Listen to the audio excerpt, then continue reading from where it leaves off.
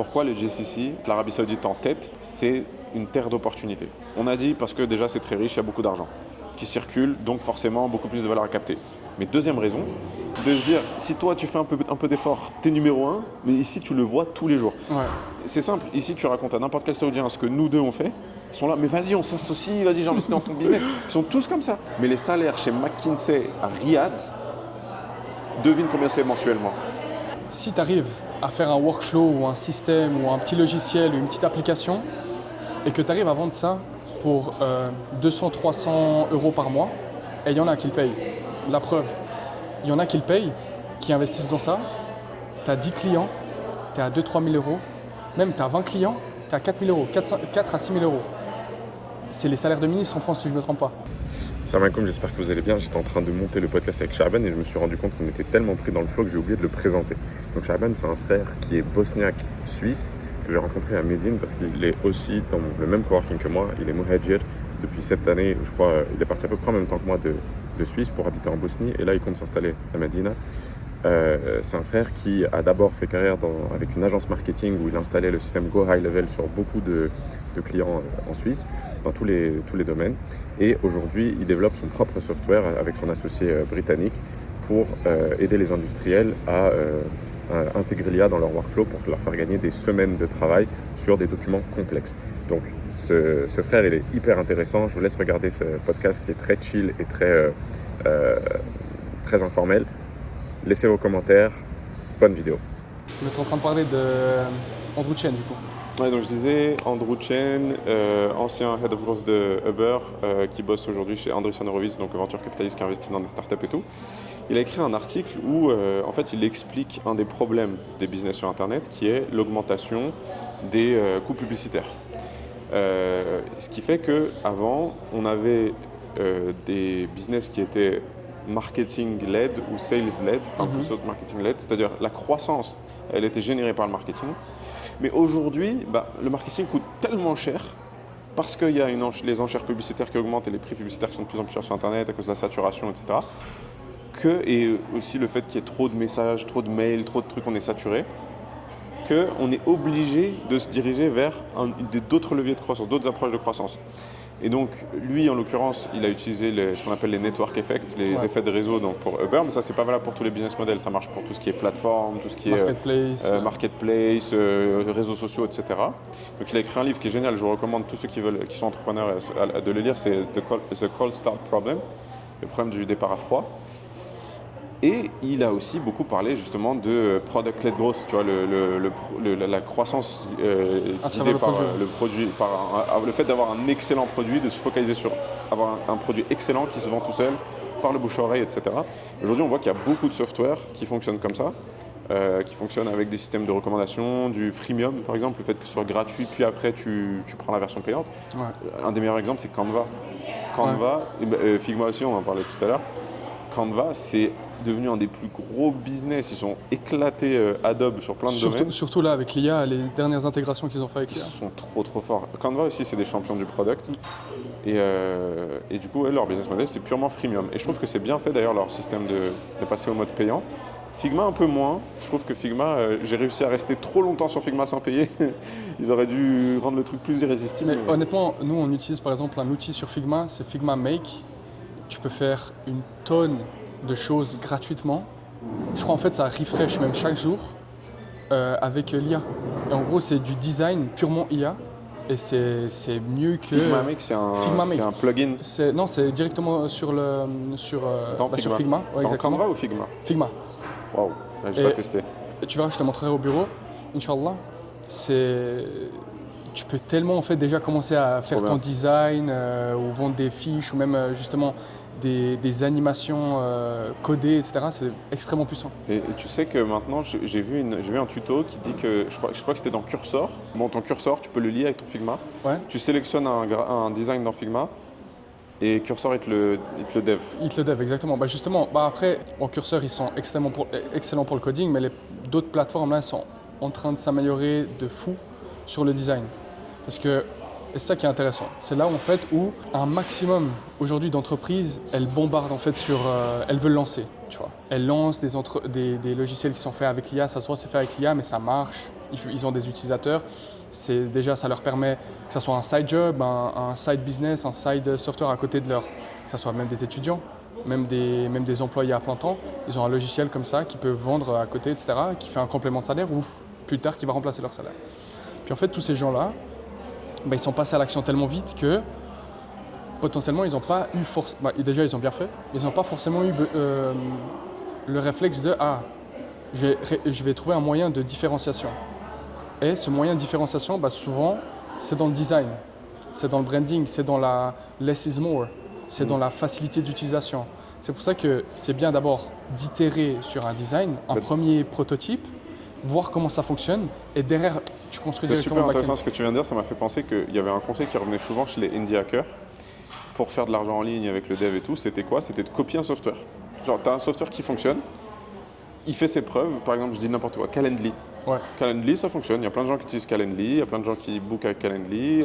Voilà, toi, tu fais une version de Calendly avec un design différent, qui a une approche différente. Exemple, Lemlist, ils avaient lancé un Calendly / Linktree.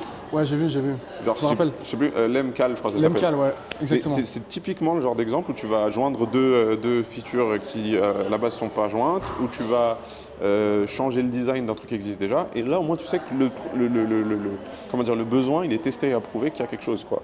Et ça, c'est intéressant. C'est tout simple. Ouais. Même, on revient sur le fait de trouver des idées.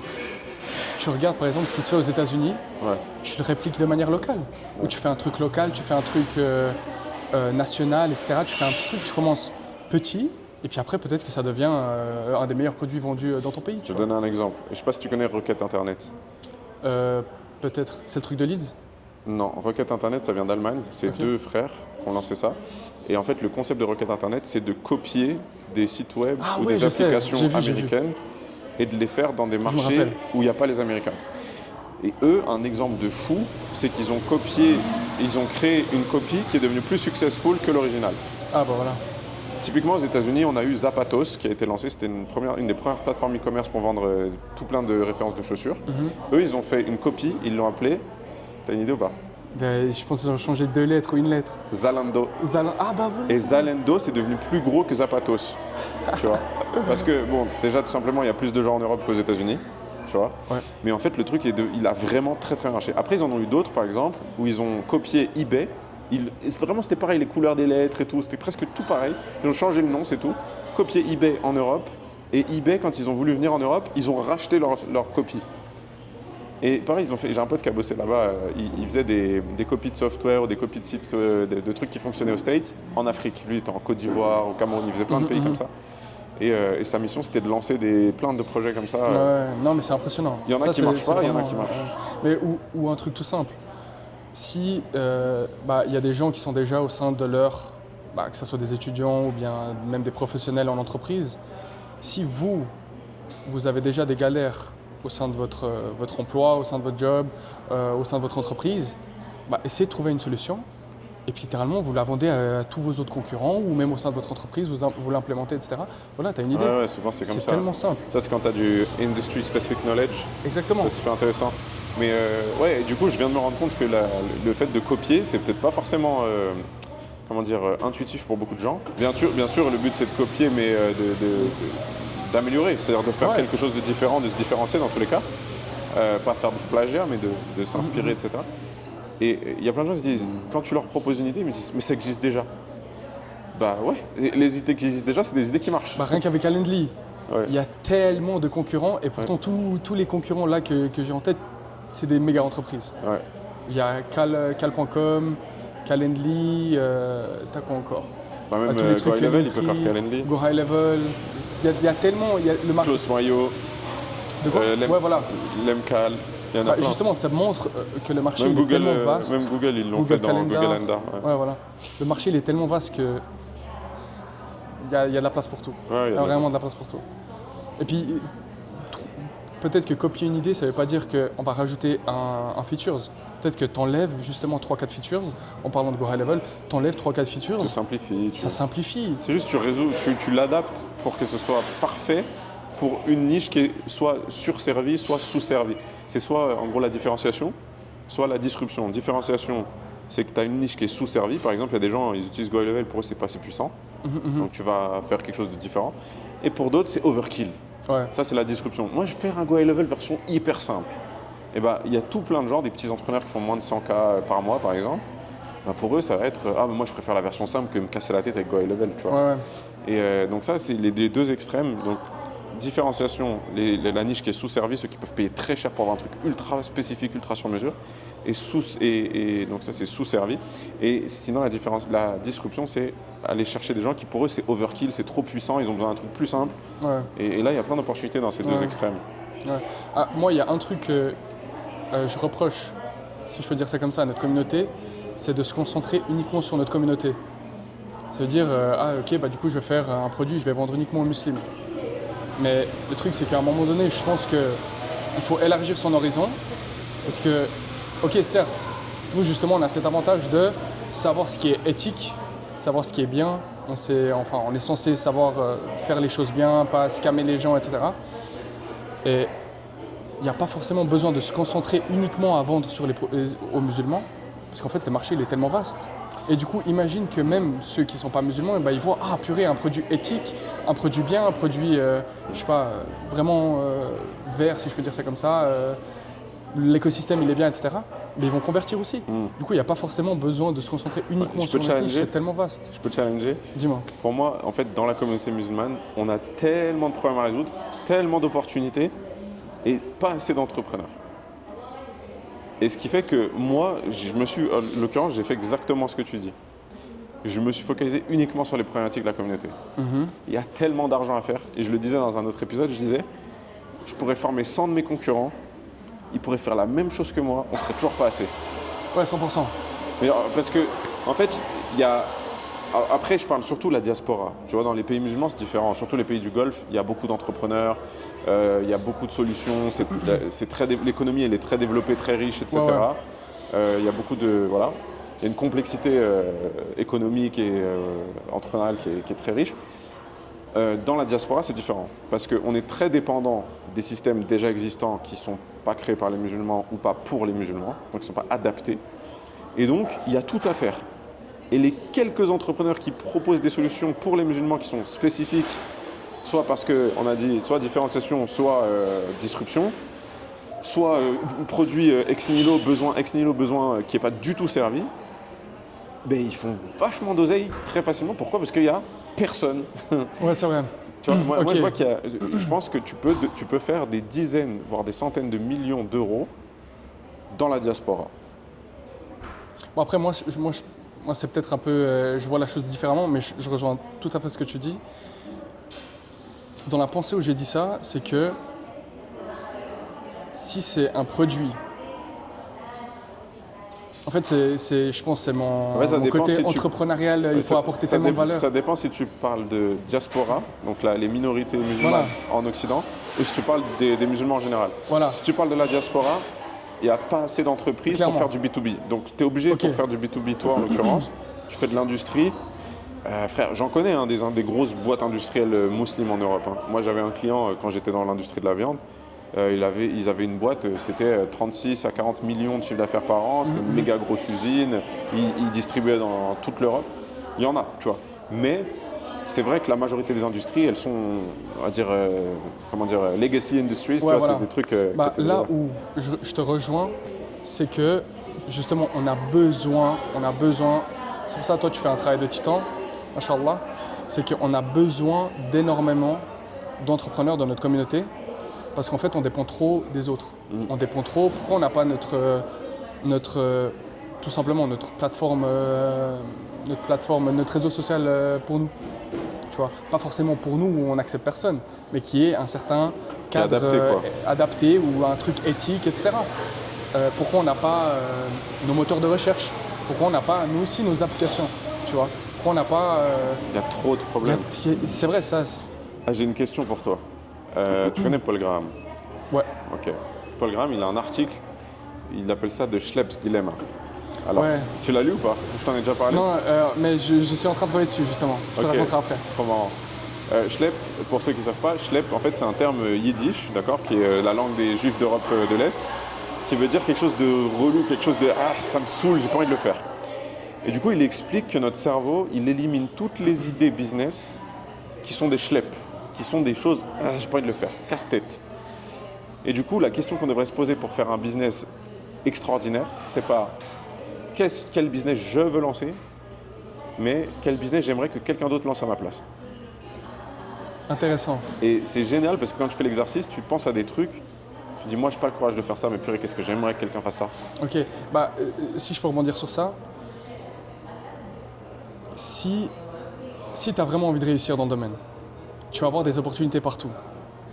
De l'autre côté, si tu vois des galères, si tu dis c'est compliqué, tu vas avoir des obstacles partout. Ouais, exactement. Mais dans les deux cas, c'est juste. Tu vois, dans les deux cas, les deux phrases, elles sont totalement vraies, tu vois. Mais c'est là où tu dois adapter le bon mindset pour avoir les deux mindsets. Ok, j'ai les skills, je vois les opportunités partout, ok, je vais me plonger dedans. De l'autre côté, c'est galère, c'est compliqué. Justement, c'est parce que c'est compliqué que personne ne va le faire, que toi, si tu as l'écran et que tu as la capacité de le faire et que tu es assez discipliné pour le faire pendant 5-10 ans, que tu vas réussir à le développer et que bidnillah, ce sera vraiment un truc à fort succès. Tu vois. Ouais, c'est justement d'autant plus vrai de ce qu'on disait tout à l'heure sur l'idée vaut rien, c'est l'exécution qui compte. C'est parce que 99% des gens qui vont avoir l'idée, et tout le monde ne veut pas avoir l'idée, ils vont se dire vas-y, c'est galère, je prends la tête, vas-y, j'ai pas la flemme de faire ce truc, moi je préfère faire ça. Et du coup, en fait, déjà, le fait que ce soit galère, et Paul Graham, dans cet article-là, il explique quoi? Il explique que Stripe, c'est basé sur le schlep. En gros, Stripe, pendant 10 ans, tous les développeurs sur Internet, tous les gens qui vendaient des trucs sur Internet, c'était une galère. À l'époque, il fallait envoyer des courriers avec des billets dedans, avec des chèques et tout. C'était vraiment à la mano. Tous les développeurs sur Internet se sont heurtés à ce problème de comment on fait des paiements sur Internet. Tout le monde. Mais tout le monde s'est dit, purée, compliqué. Il faut faire de la comment ça s'appelle, compliance avec les banques. Ouais, les sécurités, il faut aller se frotter avec des banquiers, c'est des gens de l'ancien monde, hyper bureaucratisés, casse-tête. Il faut être validé par la SEC, il faut l'infrastructure hyper sécurisée, sinon il va y avoir des hackers. En gros, compliqué. Ça veut dire que pendant 15 ans, personne n'a rien fait. Et Stripe, ils sont arrivés, ils se sont dit, parce que personne ne veut rien faire, nous, on va se casser les dents à faire ce truc.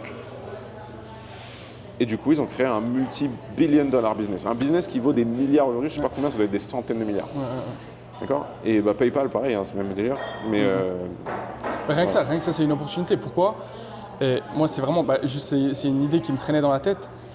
Pourquoi on n'a pas notre Stripe à nous? Où il n'y a pas de système riba, où il n'y a pas de trucs. Ça commence à arriver là au GCC, il y a pas mal de moyens de paiement en Arabie Saoudite, aux Émirats et tout qui commencent à être Sharia compliant, c'est hyper intéressant. Il y a même tout ce qui est facilité de paiement là, avec Tabi, Tamara et tout ça qui font des facilités de paiement Sharia compliant. Donc c'est intéressant, il y a beaucoup d'innovation dans la fintech ici. Ouais, énormément. Ouais. Surtout aux Émirats, comme tu as dit. Dans le domaine. Et même, c'est pas forcément quelque chose qui doit être extrêmement complexe. Il y a une entreprise, ça s'appelle Alan, je crois. Peut-être tu as entendu parler. Alan, ouais. C'est français. C'est une assurance. Non, je parlais pas de ça alors. C'est un autre. C'est un truc des Émirats. Ils vont ouvrir aussi là. Ils sont en train de s'expandre sur le marché du Moyen-Orient. Ils sont en train de s'expandre ici sur. Al-An, peut-être, genre maintenant, ça veut dire. Al-An, ouais, Al-An, je pense. Potentiellement, j'ai pas la bonne prononciation, mais ça s'écrit Al-An. Et puis en fait, c'est juste une layer, un wrapper qui va se mettre entre toi et la banque. Et comme ça, toi, tu n'as pas à faire avec les trucs de galère sur la banque, les trucs complexes sur la banque, etc. Mais du coup, tu vas avoir une interface beaucoup plus simple qui va directement se connecter avec justement ta carte Al-An. Et puis du coup, tu n'auras pas à faire tous les trucs de galère que tu as à faire sur les banques, les relevés bancaires, les paiements de salaire, etc. Et du coup, c'est juste une layer qu'ils ont ajoutée de facilité. Et du coup, maintenant, c'est en train. Les paiements des salaires, c'est pour les RH, ça? Non, c'est pour toutes les entreprises. C'est tous les types d'entreprises, en fait, ils peuvent utiliser ça. Faudra que je regarde. Je te montrerai. Ouais, regarde. Mais c'est là, aussi. C'est qu'à notre coworking à Médine, j'ai rencontré deux frères, dont un en grosse et l'autre, je ne sais plus dans quel domaine il était, qui bossait chez Agile. Et Agile, c'est une grosse boîte à Riyad, une grosse start-up qui justement fait des systèmes de facilité de paiement, des trucs comme ça, une fintech. Moi, j'ai rencontré justement au bureau aussi, subhanallah, j'avais rendez-vous avec un frère de Microsoft. Puis en fait, il dit ah, je dois vous introduire à quelqu'un. Et il y a ce frère qui arrive, c'était un ancien dev, mais il n'est plus dev. Et du coup, il commence à raconter en fait ce qu'il est en train de faire. Et il dit je développe en gros l'internet musulman. Ah J'étais là, ah ouais, cool, pas mal l'idée, mais faut charbonner quoi, c'est compliqué, tu vois. Tes concurrents, c'est les plus gros mastodontes de la Terre. Et du coup, il nous explique, ah mais non, on a déjà 8 millions, je crois, si je ne me trompe pas, 8 millions d'utilisateurs en Asie. Et du coup, il est venu justement en Arabie Saoudite, il est venu faire sa Umrah et puis faire quelques rencontres clients ici en Arabie Saoudite pour qu'il développe ça au Moyen-Orient. Je me suis dit, mais attends, mais notre Ummah, elle a ça? Notre Ummah, elle a ça? Ok, lance ça le plus vite possible parce qu'on en a tous besoin, tu vois, sur nos téléphones. Et du coup, il a un énorme marché, rien qu'en Asie. Et du coup, il va développer ça ici. Et en fait, c'est tout, mais vraiment tout l'internet musulman, les moteurs de recherche, les cartes SIM, comment on appelle ça, les VPN, les réseaux sociaux, tout est traqué, tout est protégé. Tu peux donner ton téléphone à tes enfants sans souci qu'il va y avoir des trucs chelous ou interdits, etc. Subhanallah, je me suis dit, mais attends, mais let's go, c'est bien d'avoir ça justement dans notre communauté, on a besoin de voir ça, tu vois. Et du coup, ça m'a grave donné un boost parce que je me suis dit, purée, c'est concurrent, c'est Meta, c'est Oracle, c'est Google. Subhanallah, genre on a vraiment besoin de ça et puis ça m'avait vraiment. Non, mais il y a des beaux surpris. profils au coworking. Hein. Même tu parlais du frère de Microsoft. Je crois c'est le responsable Microsoft, les data centers de Il Microsoft développe au Middle East. Exactement. Il développe, c'est lui le head, si je ne me trompe pas. Il développe les data centers en Arabie Saoudite parce qu'actuellement ils n'ont pas les data centers Microsoft pour héberger les données. Il y a d'autres data centers, mais lui il développe justement ça au Moyen-Orient. Puis en fait, ce qui est drôle avec sa situation, c'est que quand on s'était rencontrés, il m'a décrit les galères qu'il avait. Et c'est exactement ce que fait ton software. C'est exactement ce que fait notre software. Sauf qu'on n'est pas encore... En fait, on sait la scale de notre logiciel. En fait, on va se concentrer sur conquérir une niche, Inch'Allah. Et puis après, on va aller dans d'autres niches qui est dans la supply chain, la logistique, oil and gas, énergie, tout ça. Et du coup, ça m'a vraiment boosté. Je me suis dit, ah bah parfait, Microsoft, Inch'Allah, demain, ils vont utiliser notre logiciel. C'est vraiment... C'est stylé. Tu sais, j'ai fait un calcul, j'ai regardé ce matin, j'ai demandé à ChatGPT si le GCC était un pays, donc le Gulf Cooperation Council était un pays, quel serait le PIB en parité de pouvoir d'achat par citoyen? J'ai pas dit par habitant, je dis par citoyen. Il m'a dit plus de $200,000. Subhanallah. En fait, le GCC, c'est vraiment la région la plus riche du monde. Mais genre imbattable. Genre, c'est le double des plus riches du monde. Ouais. Genre, aux States. Et surtout, c'est des fortunes cachées. Et c'est pur cash. Ouais. Tu vois, c'est pure matière première. C'est Non, pas. mais frère, t'as juste à voir les Médinois, comment ils vivent. Médine, c'est considéré comme une ville pauvre en Arabie Saoudite. Subhanallah. Tu vois la taille des villas, la taille des voitures, tu dis, mais frère. Il y a combien de gens qui vivent dedans? Attends, parce que. Et la moyenne, c'est 200K. Par personne, hein. Par personne. Aux États-Unis, c'est 80K. Alors que c'est la première puissance mondiale. La France, c'est genre 35, 40. Ouais. La Suisse, je sais pas combien. Ouais, mais peut-être on est au-dessus de la France. Peut-être vous êtes au-dessus de la France. Peut-être pas au-dessus des US, mais pas loin, je pense. Vous devez être dans les 70K ou quelque chose comme ça. La France, on est 35-45. C'est nul, tu vois. Ici, 200 mecs. C'est 3 fois, 4 fois, 5 fois. C'est titanesque. Mais c'est complètement délirant, mec. Par habitant, hein. Ouais. Enfin par citizen, tu vois. C'est pas par personne qui travaille. Parce qu'ici, la plupart des femmes, elles travaillent pas. Ouais. Ça veut dire qu'un couple, le mari va gagner en moyenne 400 000. Subhanallah. En moyenne. Enfin, PIB, hein, c'est pas exactement combien il gagne, mais t'as l'idée un petit peu. Et sachant qu'ils ont des grandes familles. Donc en vrai, s'il a 4-5 enfants, c'est 1 million par an, 2 millions par an. Frère, c'est délirant. Mais après, il y a un truc aussi qu'il faut... Et que ça soit tous les entrepreneurs. Il y a trop d'opportunités ici. Il y a tellement d'opportunités. Et puis en fait, surtout, là maintenant, les opportunités... Parce que tout le monde veut se lancer dans le truc facile, etc. etc. Maintenant, les vraies opportunités, ça va être dans... Ok, peut-être c'est dur à faire, mais les entreprises de construction, de carrelage, parce qu'il n'y a plus personne qui veut se casser le dos. Et surtout, par exemple, est-ce que toi tu sais le manufacturer de ces canapés, de ces papiers cartons? Je les ai contactés. Ah ok, bref. Ça c'est d'ailleurs, petit aparté, ce genre de TIC, de purée, ce truc est bien fait, j'aime bien ce canapé, je contacte l'entreprise. C'est typiquement un truc d'entrepreneur. Je dois aller voir en plus un garage là, ici sur Médine, c'est exactement un truc d'entrepreneur. C'est pareil, en fait tu vois, t'es curieux par un truc, tu es purée trop intéressant, qui l'a fait, comment c'est fait, c'est génial et tout. J'aime trop leur brand, je les contacte. Et c'est une entreprise turque, j'ai le contact de leur head of sales ou je sais pas quoi dans mon téléphone, Ouais. tu vois. Incroyable ce moment-là. Et pareil, l'autre jour j'étais en call avec un gars qui a pris un call grâce à mon contenu. C'est un frère, ça fait 10 ans il bosse au Qatar et il fait les emballages en biodégradables pour les restaurants, les hôtels, les cafés, etc. au Qatar, tu vois. Et il a une grosse entreprise qui fait ça au Qatar. Bah tu vois, en fait, c'est pas un business qui est élégant. Tu vois. C'est boring businesses. C'est boring businesses, mais ça fait tellement d'argent. C'est tellement puissant et puis une fois que tu es sur le marché, bah, tu deviens presque un mastodonte. Honnêtement, même te connaissant, si tu as une entreprise qui fait des milliards mais en vendant des bouts de carton ou des Pampers, et crois-moi, moi je... Mais même, je je vais te dire un truc. Pourquoi, pour moi, je vais parler spécifiquement du GCC. Pourquoi le GCC, et peut-être l'Arabie Saoudite en tête, c'est une terre d'opportunités. On a dit parce que déjà c'est très riche, il y a beaucoup d'argent qui circule, donc forcément beaucoup plus de valeur à capter. Mais deuxième raison, c'est qu'en fait les habitants du GCC, ils ont la vie tellement facile Ouais, on en parlait l'autre jour. qu'ils n'entreprennent pas. Genre ils sont trop à l'aise. Et du coup ils font presque pas d'efforts. Donc il y a trop de choses à faire. C'est le truc de se dire, si toi tu fais un peu d'effort, t'es numéro 1, mais ici tu le vois tous les jours. Ouais. C'est simple, ici tu racontes à n'importe quel Saoudien ce que nous deux on fait, ils sont là, mais vas-y on s'associe, vas-y j'investis dans ton business. Ils sont tous comme ça. Parce que ils se disent, purée, un mec qui a des compétences, un mec qui est jeune, il bosse, tu vois.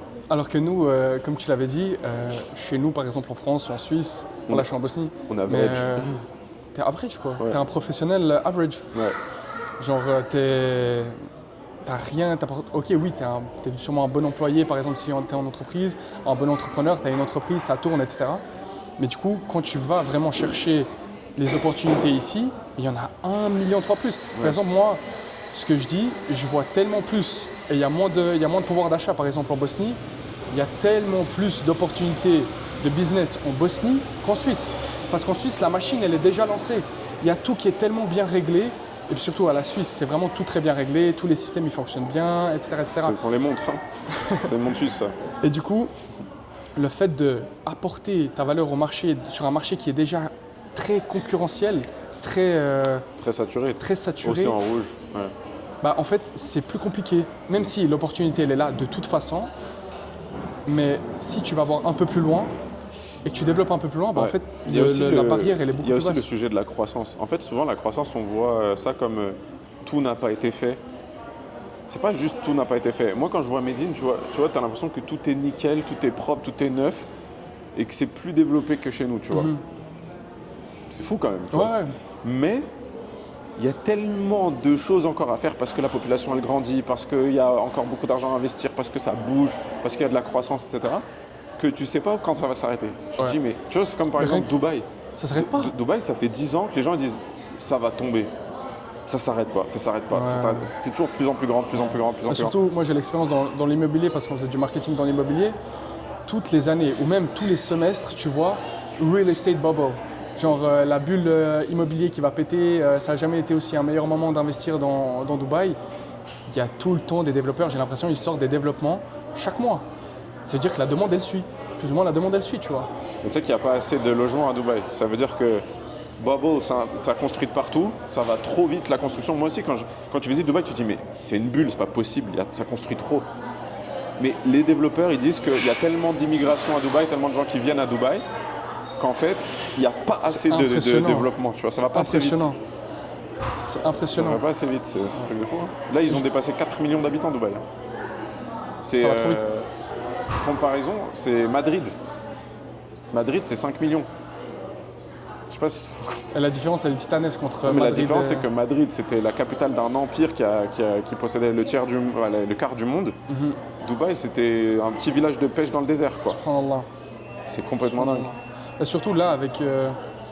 En fait, il faut comprendre aussi, par exemple, avec la vision 2030 de l'Arabie Saoudite, c'est un coup de marketing justement qui va attirer le talent. Peut-être ils ne vont pas l'atteindre en 2030, mais peut-être ils vont l'atteindre en 2035, 2040, Inch'Allah, tu vois.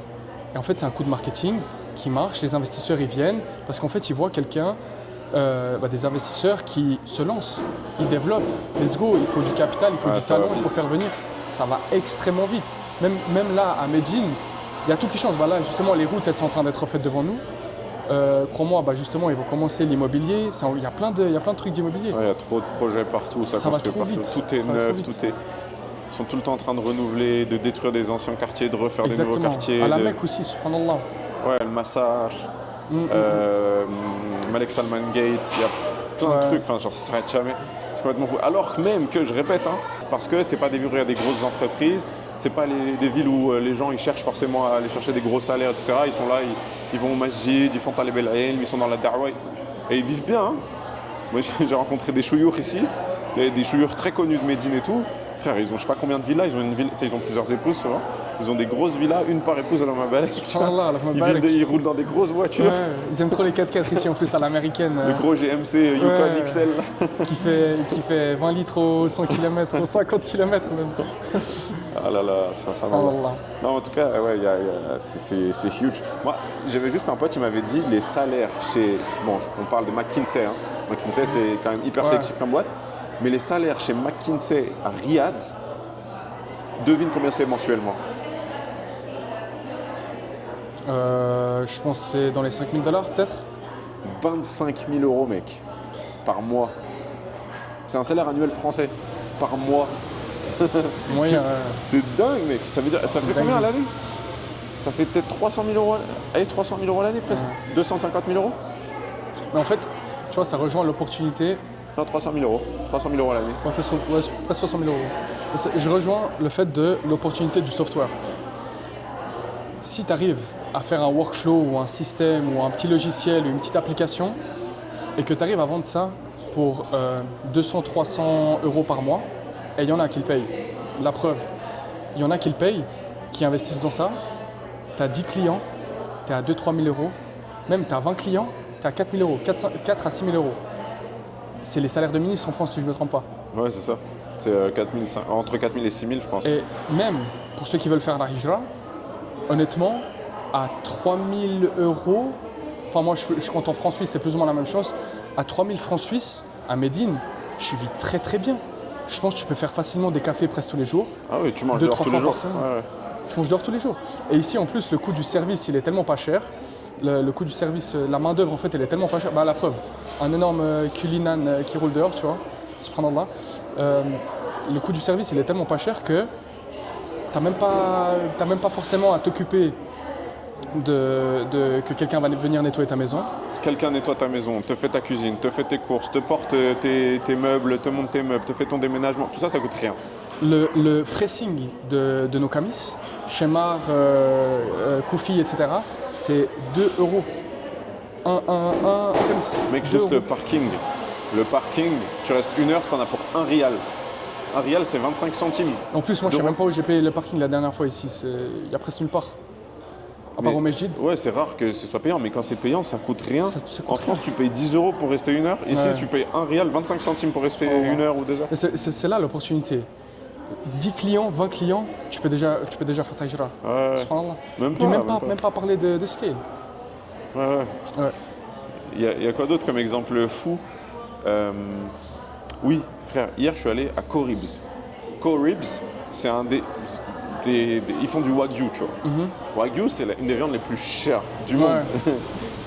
Donc tu vois là-bas, moi je vois les prix en rial, je fais wow, purée, quand même c'est cher, hein, tu vois, t'as pas l'habitude de voir ça au resto. Parce que là, on est habitué au prix médinois un peu. Ouais, on est appris, mais, je vois le prix, je vois 200 rial. 200 rial pour deux, hein. Ouais. Ça fait une somme ici, tu vois. Mais 200 rial, frère. Ça C'est quoi, fait c'est 40 €? 46 € Ouais. pour deux dans un des restaurants les plus Subhanallah. high-end De Médine. de Médine, frère. Ouais. Pour manger du wagyu qui a été cuit pendant 12 heures, mec. Ouais. Et 46 €. 46 €, t'as une brasserie average en tu me France. donnes l'adresse. Ouais, c'est juste en face du Colting. Ok. Et sinon, un autre truc, juste à côté, il y a Vitamine. Vitamine, ils font les shawarma Ouais, syriens, vitamine là. 13 là. Ouais. Frère, tu prends 2 shawarma, les grands, hein. Je crois que c'est 8 €, même pas. 3,54 les deux, les Ouais. grands. Bah, hier soir, on a mangé dans un spot Ça salade. fait moins de 2 € le shawarma, grand comme ça, mec. Hier soir, on a mangé des énormes bols salade avec ma femme. Ça nous a coûté 13 francs. Et honnêtement, on était blindés après le repas. Genre vraiment, t'étais blindé. C'est 13 francs les deux. Du coup, ça fait quoi? Ça fait aussi 13 euros, quelque chose comme ça. Ouais, c'est pareil. Genre En ce vraiment, moment, pareil. c'est vraiment abordable. Ouais, c'est fou, mec. C'est vraiment abordable. Mais frère, moins de 2 euros, un shawarma. En France, ça coûte 7 balles. Ouais. Et qualité de Non, non, ça va. C'est un peu gras, mais c'est très bon. Ouais. Non, mais je dis qualité en France. Ah oui. Ouais, non, en termes de qualité, c'est comparable. Hein. C'est pas un ok. truc. Les Ok, deux, ok. c'est pareil, ça se voit, tu vois. Ok, ok. Ouais, enfin bref, c'est insane. Bon, Ouais. on passe sur un podcast sur la chaîne de Shaban en anglais. Donc, on va mettre le Une lien en première. description. Et comme ça, vous pouvez aller juger notre level en anglais. Allez, Ouais, salam let's go. alaikum. C'était Salam super cool. alaikum. Merci, Shaban. À la Barakallahu prochaine. fik.